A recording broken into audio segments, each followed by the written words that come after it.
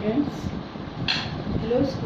आज हम चर्चा करेंगे रीतिकाल की एक धारा थी, रीति मुक्त धारा, उसकी प्रमुख प्रवृत्ति। रीतिकाल में मैंने जैसे पहले आपको बताया कि 3 प्रमुख जो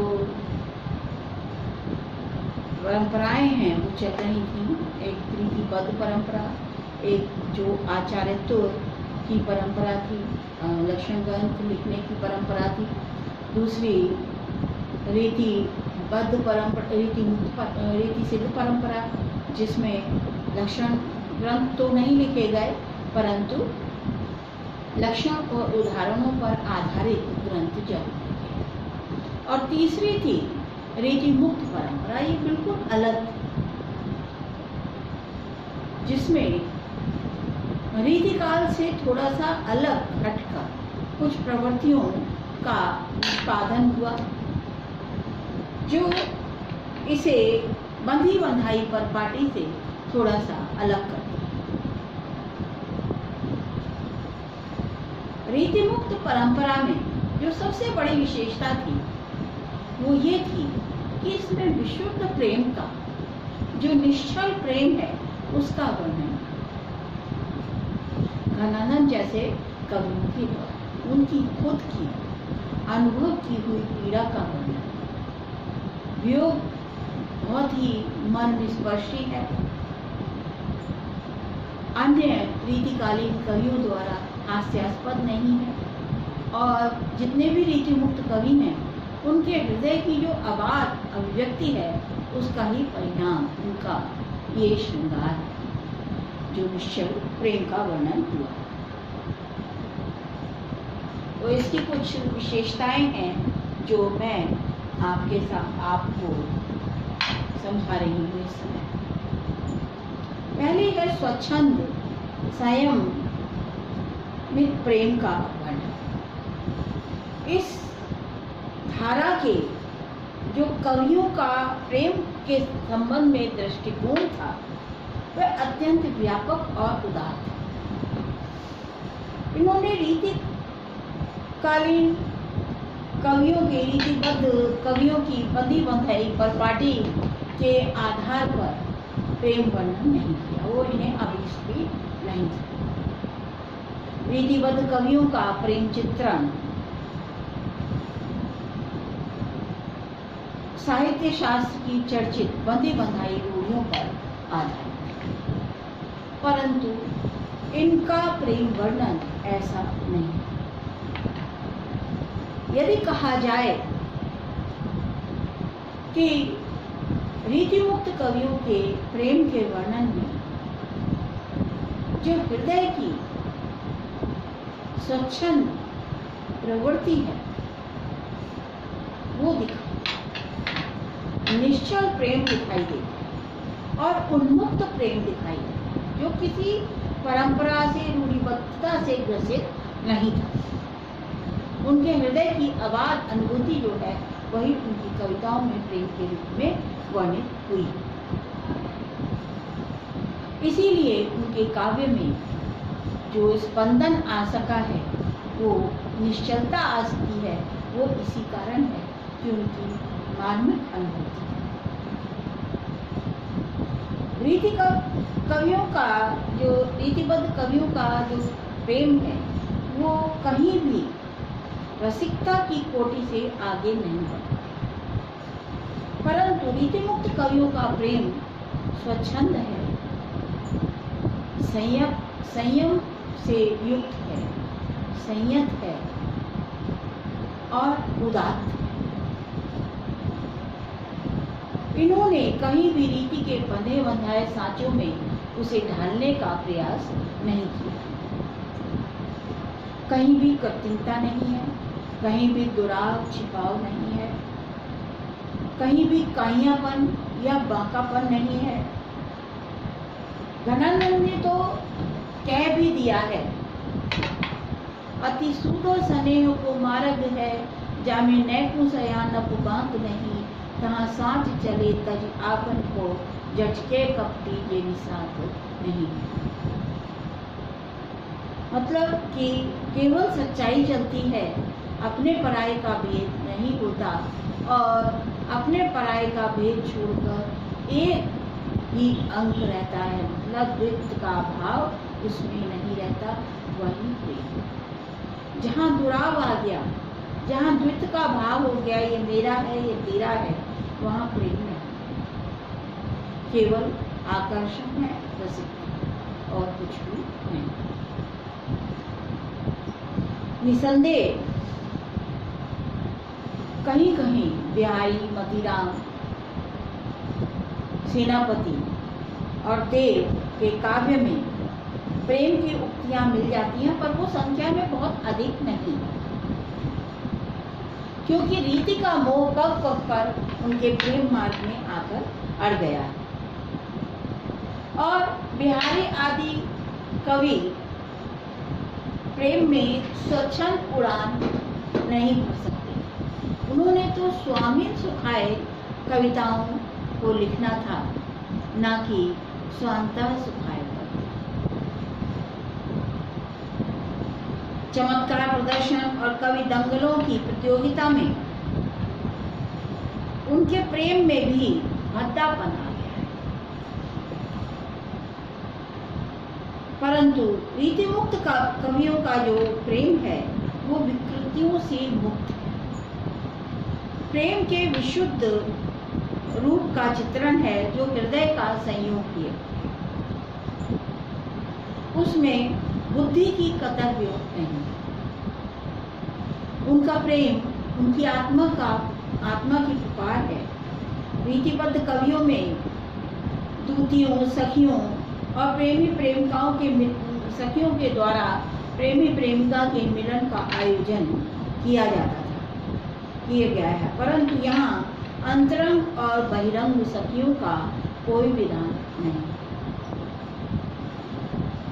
यदि दूती का प्रयोग हुआ भी है तो प्रेमी की शब्दावली को ही वह दोहराती नजर आती है, अपनी बुद्धि की कतर वियोग को नहीं दिखा। ये कवि स्वच्छंद प्रेम के गायक हैं।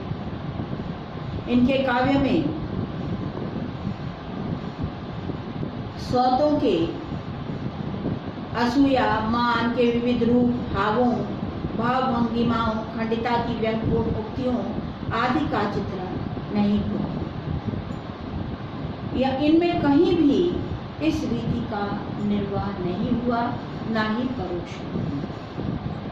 इनका प्रेम एकनिष्ठ है, इन्हें लोकापात की तनिक भी चिंता नहीं। प्रेम की सच्ची अनुभूतियां व्यक्त करने के कारण इनका प्रेम उदात्त प्रेम वर्णित है।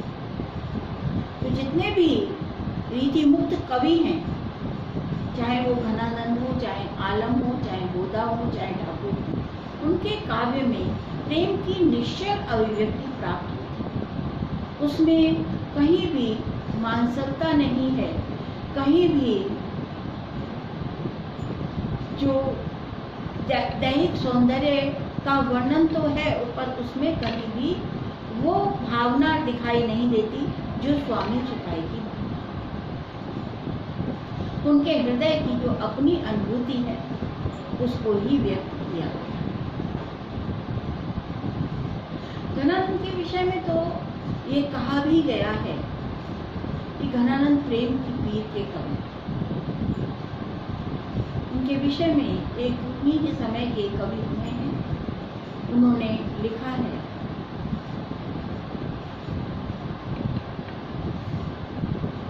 समुझे कविता घन आनंद की, जिन कविता घन आनंद की ये आखिर की पीर तक। मतलब कि कविता, घनानंद की कविता को वही समझ सकता है जिसने हृदय की आंखों से प्रेम की पीड़ा को देखा।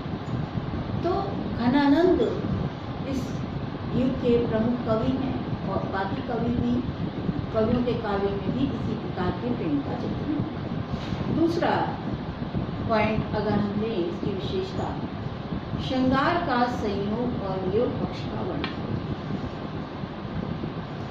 इन कवियों ने श्रृंगार के वियोग और संयोग पक्ष का चित्रण तो किया है, परंतु इन सब कवियों के जो दृष्टि है वो अधिकांशतः वियोग पर ज्यादा रही, संयोग पर कम। ये सभी कवि अंतर्वृत्ति के थे। प्रेम की सघनता और तरलता संयोग पक्ष में अभिव्यक्त नहीं हो पाती और कवि की दृष्टि हावों भावों और विभिन्न मुद्राओं तक ही रह जाती है। वो उस तरह से जो है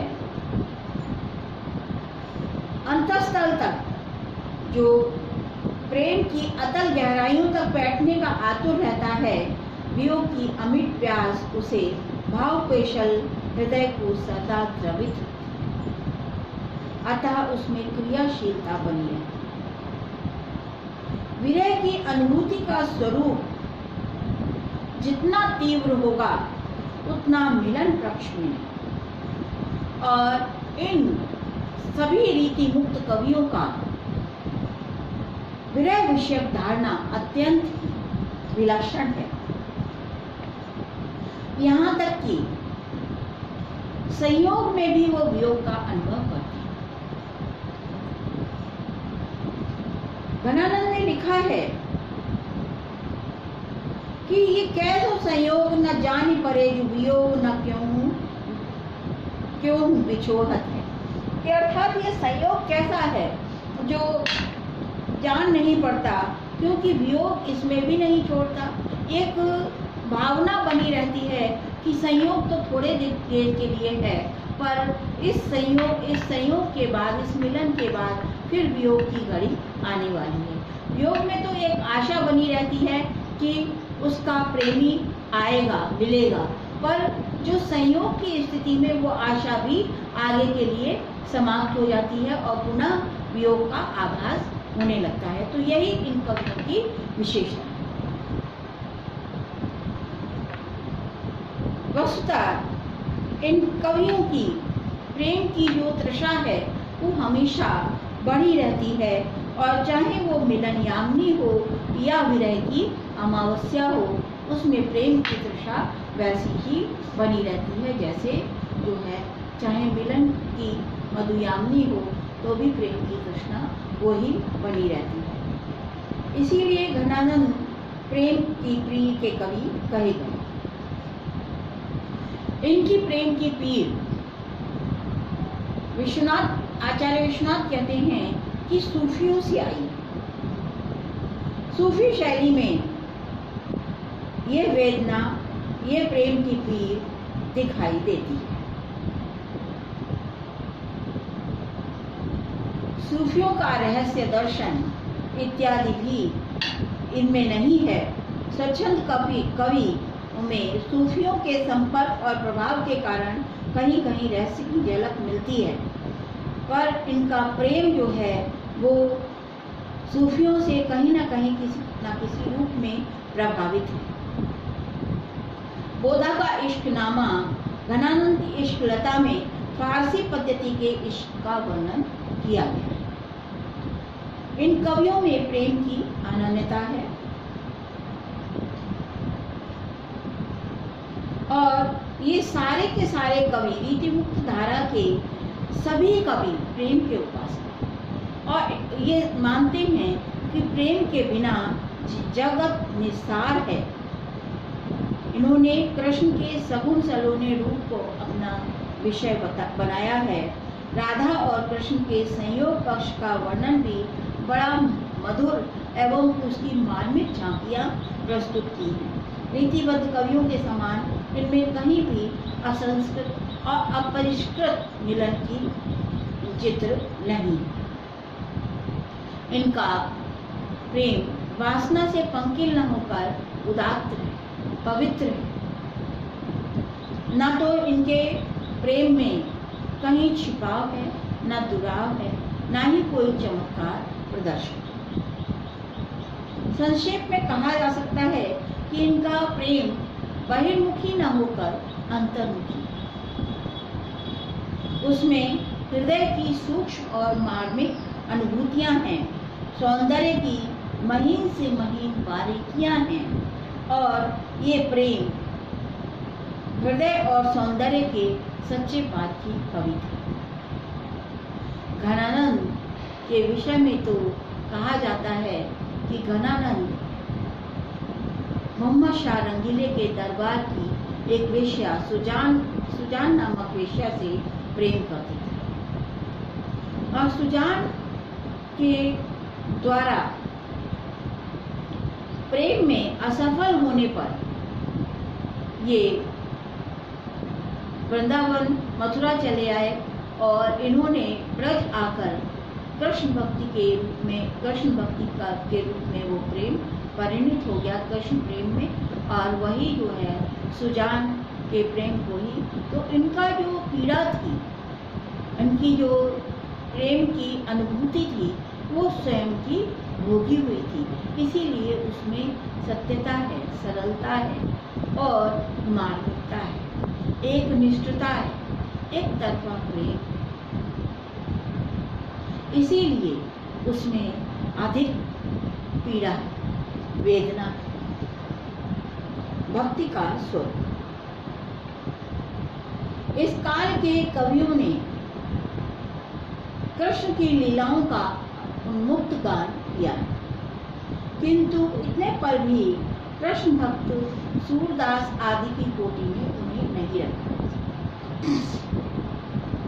वैसे तो मतीराम, देव बिहारी, पद्माकर आदि ने भी कृष्ण का नामोल्लेख किया है, परंतु नामोल्लेख करने मात्र से किसी भी कवि को भक्त कवि नहीं कहा जा सकता। ये केवल उनको भक्त कवि कहना भूल मत।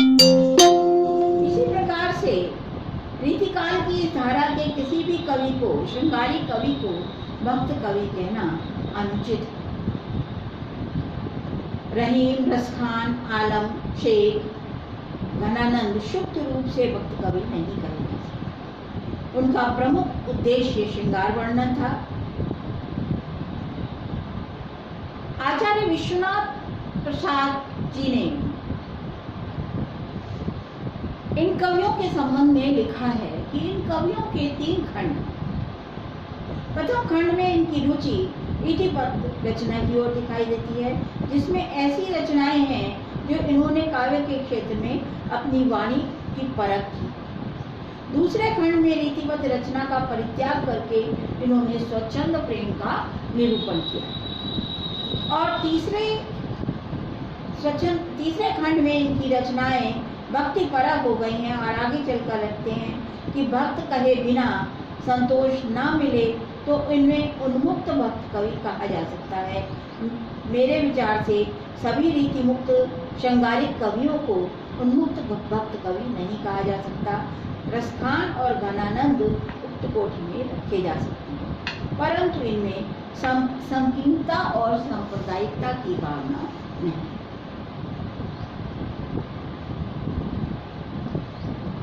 प्रकृति चित्र। इन कवियों के काव्य में भी प्रकृति श्रृंगार के आलंबन और उद्दीपन रूप में ही व्यक्त हुई। बारहमासा शैली और षड्ऋतु वर्णन के रूप में इनके काव्य में भी वही स्वतंत्र प्रकृति का कहीं भी स्वतंत्र निरूपण इनके काव्य में नहीं मिलता। उसी परिपाटी पर है जिस परिपाटी पर रीति कविता में प्रकृति चित्रण हुआ है। स्वतंत्र प्रकृति चित्रण का इनके अभाव। केवल सेनापति की रचनाओं में कहीं कहीं ये उद्दीपन के बंधन से मुक्त अवश्य नजर आती है, परंतु पूरे जो है रीतिकालीन साहित्य में प्रकृति का उन्मुक्त चित्रण नहीं। बोधा ने विरह वारीश में प्रकृति का कुछ शास्त्रबद्ध और कुछ स्वतंत्र व्यक्ति युक्त चित्रण किया। तत्कालीन सांस्कृतिक स्वच्छंद दृष्टिकोण के कारण इनकी कविताओं में तत्कालीन सांस्कृतिक झांकी प्रस्तुत हुई। रीतिबद्ध कवि वसंत के वर्णन में होली के त्योहार गारद केसर कीच के आगे नहीं बढ़ सके, पर स्वच्छंद वृत्ति के कवि देश के आनंद उल्लास में भी खूब शरीक हुए। इन्होंने अपनी रचनाओं में तरह तरह के त्योहार, तरह तरह के आनंद उल्लास वर्णन किए। ठाकुर ने अखातीज, गणगौर, वट सावित्री, होली आदि के बड़े ही भावुक चित्र प्रस्तुत किए और ठाकुर ने बुंदेलखंड के सांस्कृतिक जीवन का बड़ा ही वैभवमय चित्र प्रस्तुत किया है। गणगौर का वर्णन करते हुए पद्माकर ने भी ठाकुर जैसी अभिरुचि नहीं दिखाई। कहीं भी इनके काव्य में काम वासना जन्य या केवल उपकरण मात्र रूप में सांस्कृतिक झांकी का वर्णन नहीं हुआ है। इनका वर्णन जहाँ उन्मुक्त रूप से, स्वच्छंद रूप से हुआ है, जहाँ वो आनंद उल्लास में शामिल होना चाहते हैं। काव्य पद्धति इन सभी रीति मुक्त कवियों ने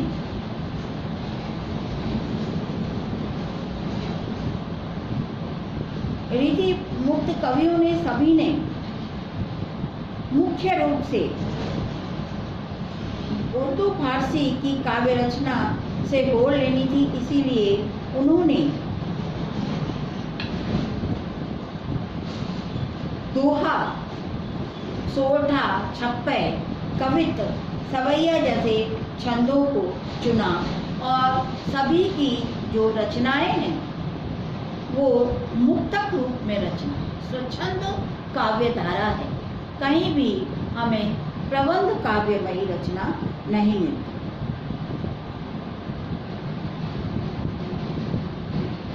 इन्होंने घराना और ठाकुर आदि पर फारसी काव्य पद्धति की रंगत कुछ देखी जा सकती है और शुरू में इन पर प्रभाव था रीतिबद्ध परिपाटी का, जैसा कि विश्वनाथ प्रसाद जी ने कहा, परंतु बाद में इसका परित्याग करके वो स्वच्छंद प्रेम का निरूपण करने।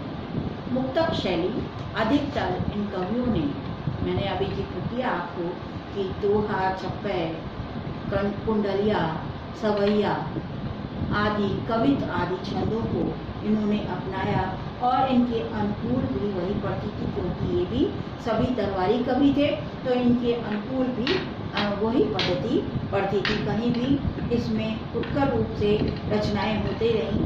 आलम की माधवानल, काम कंदला, सुदामा चरित और श्याम स्नेही 3 ही प्रबंध काव्य हैं, बाकी सभी रचनाएं स्वच्छंद काव्य हैं। अलंकार,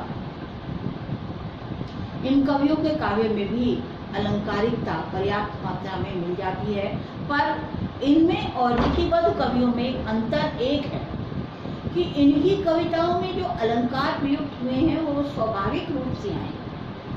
अलंकारों की उतनी अतिशयता नहीं है जितनी रीतिबद्ध कवियों में। जो भी प्रयुक्त हुए हैं वो भाषा के सामर्थ्य को बढ़ाने के लिए, भाषा के सौंदर्य को बढ़ाने के लिए, भाषा की अर्थवत्ता को बढ़ाने के लिए और विशिष्टता लाने के लिए ही प्रयुक्त हुए हैं। शब्द अलंकार और अर्थालंकार दोनों ही इनके काव्य में प्रयुक्त हुए हैं। कहीं प्रयासवश अलंकारों की भरमार की कोशिश इनमें नहीं दिखाई देती। ब्रज भाषा का माधुर्य रूप, जितने भी रीतिकालीन रीति मुक्त कवि हैं उनमें ब्रज भाषा की प्रधानता है। ब्रज भाषा ऐसी ब्रज भाषा है जो उनके भावों की अनुगामिनी, उनके इशारों पर चलती है और उनके सूक्ष्म से सूक्ष्म भावों को व्यक्त करने के लिए सक्षम है।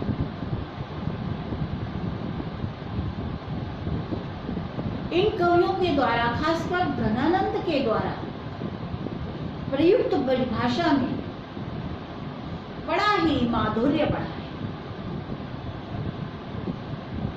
बहुत ही सौंदर्य परिभाषा का बढ़ा और परिभाषा की बड़ी तरक्की हुई। ऐसे ऐसे शब्दों का उन्होंने चुनाव किया है कि परिभाषा उनके भावों को व्यक्त करने में सहज सक्षम है। कुछ पंक्तियां मैं यहाँ पर उदाहरण स्वरूप व्यक्त करना चाहूँगी। घनानंद का बड़ा ही सुंदर उदाहरण है कि जब नायिका ब्रज मथुरा की तरफ से किसी को आते हुए देखती है तो आतुर हो जाती है और जैसे जैसे वो पास आता है तब उनकी ये पंक्तियां हैं, जहां ते पधारे मेरे नैनन ही पांव धारे, बारे ये बिचारे पैर पैर पे मन,